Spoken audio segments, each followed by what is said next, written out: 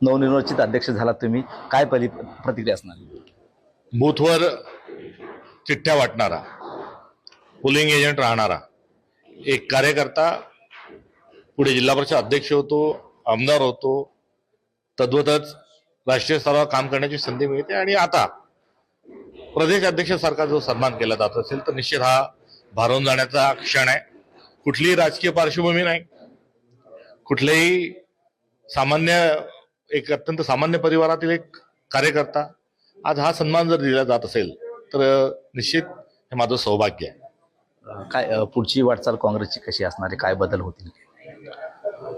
वैचारिक आणि संघटनात्मक विस्तार हा काँग्रेसचा करण्याची आवश्यकता आहे आणि तो माझा प्रयत्न राहील।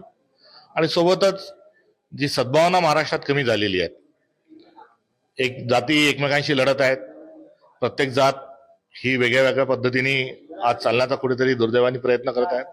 त्यामुळे आज पुरोगामी महाराष्ट्राची जी ओळख आहे की आपण सर्वजणांनी एकत्र येऊन काम करावं आणि महाराष्ट्र धर्म जो आहे तो जागवावा, एकत्रित सगळ्यांनी पुढे जावं, या अनुषंगाने जो सद्भावनाचा अभाव आज दुर्दैवाने आपल्याला बघावा लागतोय, तो ती सद्भावना घेऊन पुढे जाण्याचा माझा प्रयत्न राहील। कॅमेरामॅन निलेश देशमुखसह गणेश सोळंकी, TVN मराठी, बुलढाणा।